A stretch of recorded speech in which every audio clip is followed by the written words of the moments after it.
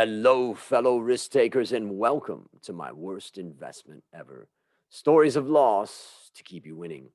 In our community, we know that to win in investing, you must take risk, but to win big, you've got to reduce it. This episode is sponsored by A Stotts Academy, which offers online courses that help investors, aspiring financials and professionals, business leaders, and even beginners to improve the finances of their lives and their businesses. Go to myworstinvestmentever.com right now to claim your discount on the course that excites you the most. Fellow risk takers, this is your worst podcast host, Andrew Stotts, and I'm here with featured guest James Mulvany. James, are you ready to rock? I'm ready, Andrew. This is very exciting. By the way, for those people who are listening and not seeing this, you got a cool picture over your shoulder, and it says, "Love goes a long way." That's beautiful. That's truly beautiful. I love this. That's so true.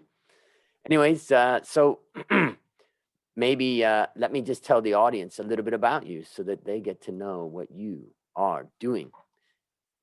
James Mulvany is a successful entrepreneur and over the past 10 years has built multiple internet companies, including podcast.co and radio.co, plus a property portfolio, and has made a range of angel investments in startups. Having actually never had a job in his life, he started his first business when leaving school. James, take a minute and fill in further tidbits about your life. Well, I mean, firstly, thanks very much for having me, Andrew. It's great to be here. I'm quite excited to talk about some failures because I think a lot of podcasts, we always talk about successes. But yeah, I'm kind of, I suppose what you call a self-made entrepreneur, really. I've been doing this now 15 years. When I was 16, I started my first business. And, I love every day. I still haven't got bored of it. And, over the sort of past few years, I've spent time not only building businesses, but a range of different investments. So I have, investments in sort of stocks and shares through different financial advisors and wealth managers.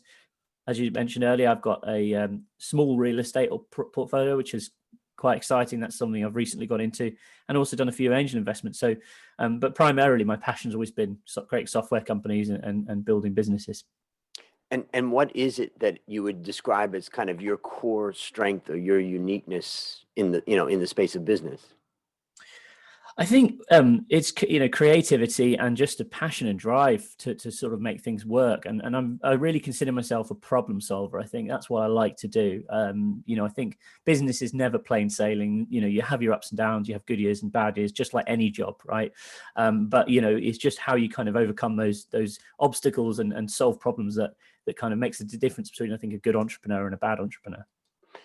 And you said something at the beginning where you were saying about how, you still like it to this day, you love what you're doing. And there's a lot of people that when they experience the world of entrepreneurship, they realize that the pressures are much more than they had expected. And, things come out of left field and, just so many ways that you can get wiped out.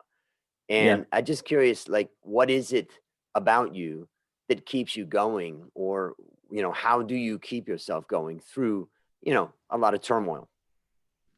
That's a good question. I started when I was really young. I didn't have any formal training. So I never went, I went to university, but I didn't do any like business degree or anything like that. So I haven't got like an MBA. So I just been learning on the job, and I kind of grew my business whilst I was at university. I graduated. There was a stage then where I could start making some hires.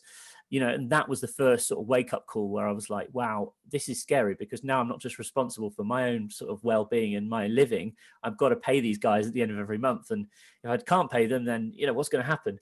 And I think that was kind of like first reality check, really, when I sort of, the business had grown to that point. Since then, obviously, you have your challenges, you have your ups and downs. I think you've just got to, if you sort of think of things as a failure, like, again, I've had businesses that I've launched that haven't worked out. You've got to just constantly be learning from your mistakes. And I think that's kind of what drives me in a sense. You've always got to, I find it immensely satisfying when you get something that starts working, and you've put so much time and energy into creating it and developing an idea and launching it, taking it to market. And then that feeling you get when it starts actually working, like you're like, wow, these people are actually paying money for this thing that came out of my head effectively. I think that's probably what keeps me moving forward and keeps me going. It's interesting because, in my world of finance, what I do is I measure the competitive position of companies across the world Yeah. and, try to understand their financial position. And when you measure the financial performance of companies and you try to benchmark companies against each other to think which ones have a sustainable competitive advantage, it naturally leads to the question, how do they do that? Mm. And I was giving a lecture last night and I was talking about some world-class companies, and they have this ability to get a very high price relative to the cost of what it takes to make that product. And Mm. then we talked a lot about kind of the value that they brought, whether that's reputational or, like Louis Vuitton bags, as an example, can get a price way above the cost of actually making them. But in the end, when I talked to my students, and I was consulting with two different groups, and one of them, that they both had pretty good, CEOs and pretty good management teams. And the individuals on the teams were really good. But one of them was losing money and one of them was very successful. And it really made me think, like, what is the kernel? What is that thing that builds competitive advantage? And I think that, it is that spirit within a management team, a spirit of Mm. cooperation, number one, because you can never get to sustained success constantly competing with each other in the same company, but also that excitement of Mm. bringing something great to the market and seeing it and being charged by that. And these things are very intangible. When I was younger, I thought that the things that I could measure were the tangible things and they were the value. But I realize now that finance is just a mirror, but the actual things that are creating value are the things that you're talking about, which is the passion and the excitement. The human element, yeah. And And I think you make a really good point there. You've got to make sure that your team are on board when you're launching an idea. They've got to share that same passion, and it's your job as a CEO, a founder, a director, whatever, to impart that on your management team. And also, you know, um, we're not a huge team. I have about 35, employees in my businesses, and it's just making sure that you're in touch with everyone, and trying to sort of spur that kind of enthusiasm on, even on sort of so the lower ranking, so to speak, right up to kind of the senior management team. But yeah, I think just getting everyone on the same page is so crucial. And I was lucky enough to have a mentor come along in my life when I was about 25. He Mm. was 90 years old at the time, and he was really the father of the quality movement, Dr. W. Edwards Deming. And when I listened to him speak, it just was magical. But one of the things that he talked about is that you can never build sustainable success if you're incentivizing your managers to compete against each other. And Mm. the idea of like individually incentivizing them through KPIs and all these things that are done in big companies. The beauty of a small company and a startup is that you really have common goals and you feel an obligation each one, individually to it. And I suspect that's why innovation really comes from small companies rather than big ones. Mm.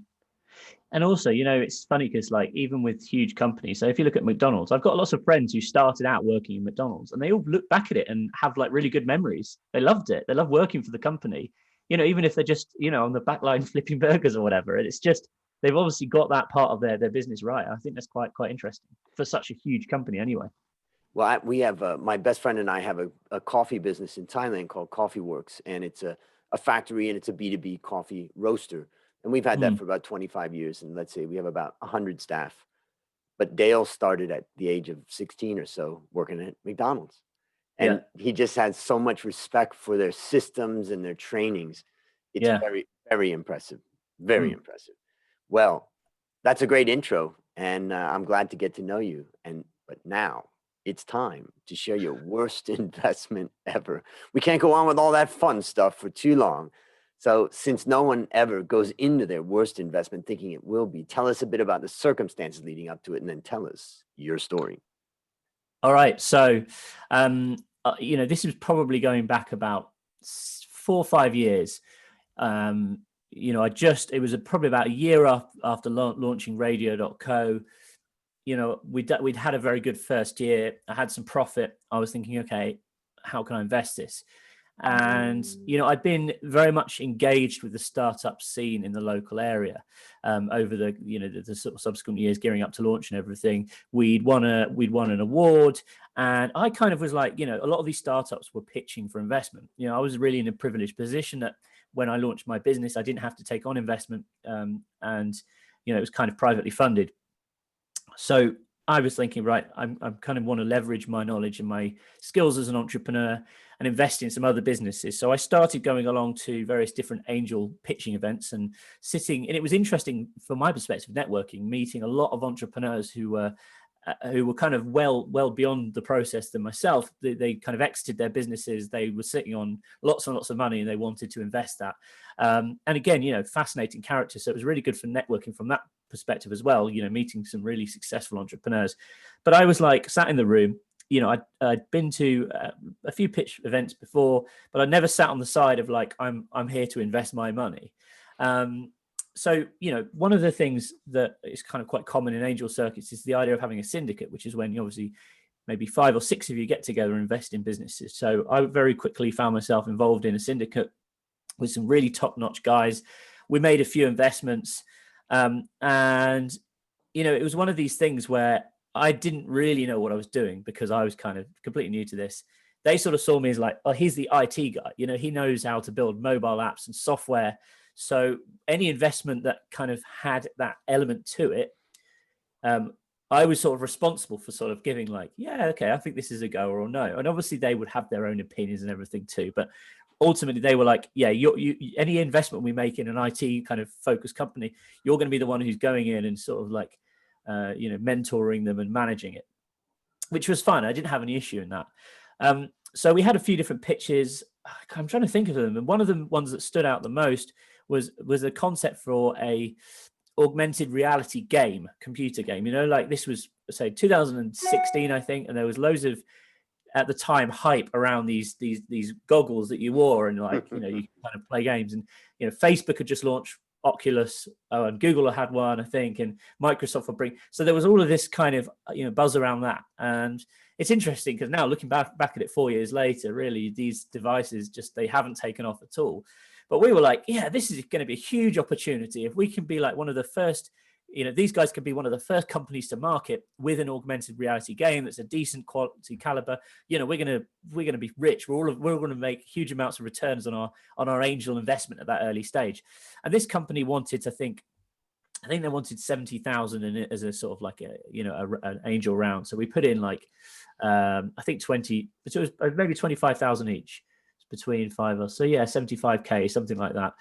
And for me at the time I was 28, 29, and so £25,000, quite a lot of money. And I was like, okay, I'd kind of set aside sort of a chunk of money to invest. I think it was in total I made like 3 or 4 investments all around that same level.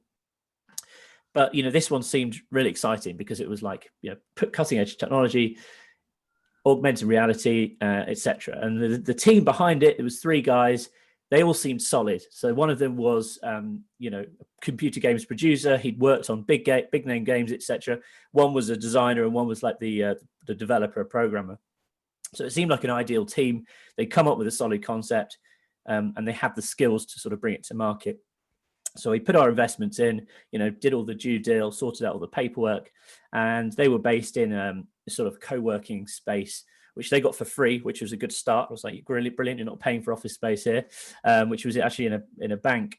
And so, the other side of town, so I'd go across them over that sort of first year, and, I'd be the one who basically was keeping an eye on it and reporting back to the other investors, and occasionally we'd have meetings. Now, to start off with, it was great. They seemed to be producing this game and coming up with the concepts. And, again, perhaps the first falling point is the the industry of computer games is totally different to the industry which I work in, which is software as a service and kind of building web apps, etc. So I really had no idea about how the games industry worked, which probably was a bit of a weak point to begin with. I think the concept was good, but they then quickly realized, probably this was only a couple of months after we'd made the initial investment, that the augmented reality wasn't necessarily going to be a goer. I think there was a couple of devices. I think Microsoft had announced that they weren't going to be releasing whatever it was called, their device. I don't even know if they have in the end, but they basically said, we're maybe going to hold the launch back. So immediately they were like thinking, okay, maybe we don't make this as an AR game. Maybe it should be, just a regular computer game. So they were sort of thinking, oh, do we need to pivot? I said, yeah, maybe that's a good idea. We want to try and get something out. We don't want to end up just with this kind of concept that no one can actually use. So that was kind of failing point number one. And I kind of at that stage thought, yeah, it's fine. We can still do something with this. At least they're adapting to the market change. And perhaps, I think they were basically saying, this augmented reality thing maybe is not going to be as big as perhaps we thought, or it's going to take a couple of years before it really gets to that point. The sort of second failing point was one of the guys who was part of the team then sort of seemed to and again, this is common in startups. He kind of had fallen out with the two other guys. So he was, I can't remember exactly what he was doing, but I think he went off with a girlfriend to another country or something, and then they couldn't get hold of him, and he kind of then was kind of sort of getting in touch, and eventually he sent them all the stuff he'd been working on. And at that stage, we were like, okay, we need to get rid of him from the business. And we were trying to get him to resign as a director of the company and basically forfeit his shareholding. And, he was he just went off the radar. Like, we couldn't get hold of him. And we were at this stage when, myself and the other investors were getting quite furious with the situation, because they were like, we thought you knew this guy. We thought he was trustworthy. And, this is kind of part of your pitch, is the three of you were going to work together. And of course, now this guy's gone off and he's just doing whatever. He's got bored of the idea effectively. So that was kind of the second downfall. And then, at this stage, we were probably a year into the sort of the initial investment, and they were starting to then run out of money, of course, which, happens to a lot of software companies. And at this stage, we were saying, right, this is on your head to go and raise more money now. Like, you need to go and sort of hustle. And the director of the company, from our perspective as investors, it just seemed that he was like unable to do this, or scared or apprehensive. I don't really know what, because by this stage they put together, it wasn't like a fully functioning game, but it was a concept that they could demonstrate. They had visuals. It was something that you could see as an investor would look pretty darn good. And I thought that, as I say, it was a solid concept behind the game. It would have been a goer if they had the right investment. But that was kind of leaning towards the final nail in the coffin. We probably gave them a few months, and at that stage, I think they'd hired a couple of extra people, and they had to let them go just so they could kind of preserve what funds they had left. And yeah, they were sort of very, very swiftly running out of money. And at that stage, we were chasing up with them like every other week, going into, I was going in like every couple of weeks and saying, right, how's it going?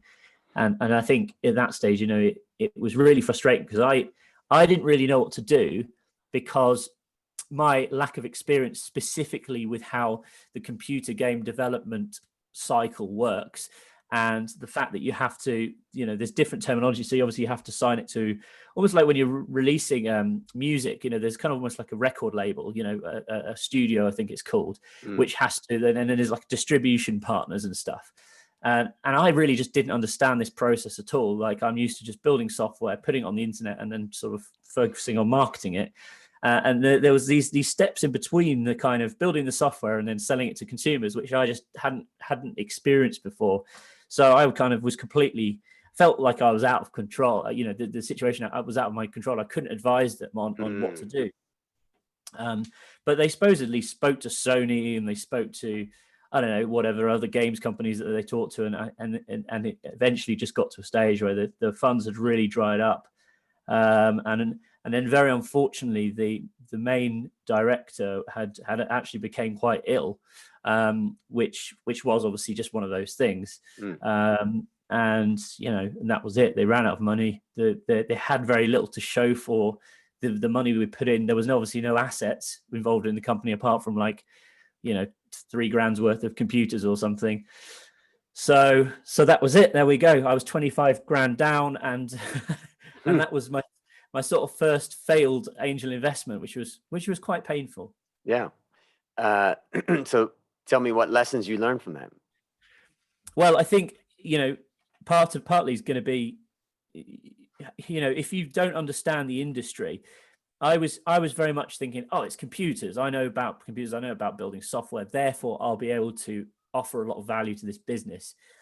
So I think if you're going to make an angel investment, it either needs to be in an industry where you actually, you're completely convinced that the money going in is in good hands. They don't need any kind of mentoring or hand holding from you. So it's very much just like, hands-off investment. Or if you're going to make a hands-on investment, it needs to be something that you understand for sure. Like, and I just, as much as I thought I would understand building computer games, because how different can it be to building software? Actually, I had no idea. All right. What else? Anything else? I think that was really the main learning, Yep. So I made a couple. we have that saying, stick to your knitting.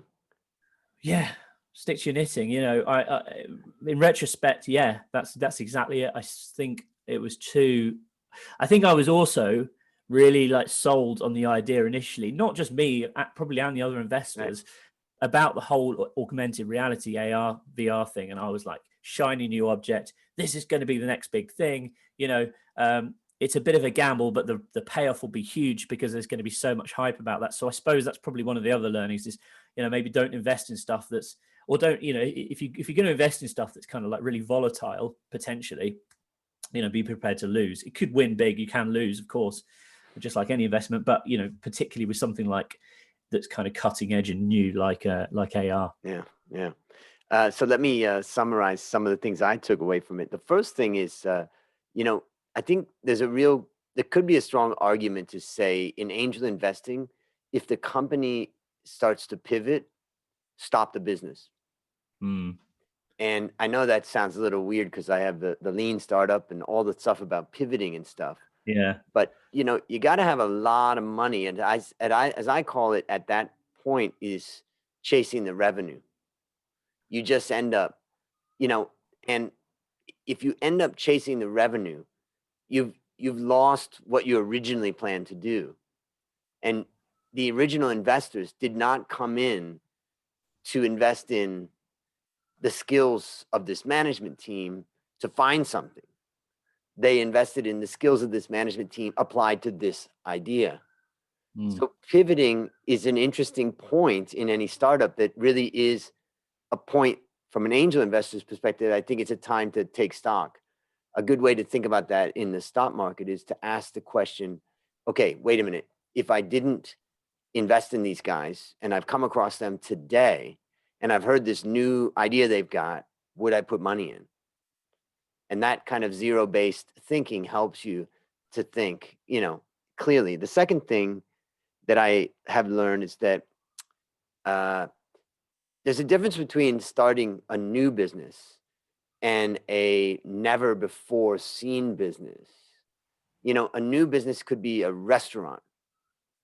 It's okay. You've got your spin on it, but nobody's going to say, "Hey, how's a restaurant going to work, anyways?" Well, no, we know restaurants work. Yeah. So I think the point that you're making about that at the end was, kind of this point about beware when you're investing in completely new things, because it brings on a huge level of risk. That yes, it must be taken, and people want to take it, and it will occasionally be successful. But it definitely brings in a lot more risk. And I think the third thing that I would say is that I remember working for a boss many years ago who was really good guy, and he had really good analysts on his team. We were a research team, but he never was able to get the team to work together. And he hired individuals, and they were very good, and they did their thing. And then later, what I learned is that to be successful in research where I built research teams. What to be successful in research, really what you just need to do is stay together. You don't need to be amazing, because the amazing guys crash and burn and they quit the other place or this place. But just to keep a team together and treating each other well is really a huge part of success. So those are the three things I take away from it. Anything you'd add? Well, I was going to tell the other story about Tell it. my failed financial advice. Tell it. Tell it. Yeah. So, a lot of entrepreneurs, I've very much like when I started investing when I was about 25. So I was like, right, I need to start getting a pension together. I hadn't got a pension, and it's a good age to start investing. 25, very, very young, got lots of years ahead of you. So I went in and I started I found a wealth manager, started putting some investments in, and probably a year later I said, oh, I kind of want to diversify. So he introduced me to another wealth manager, just because I thought, well, I don't want all my money just with this one company. I kind of want to spread it around.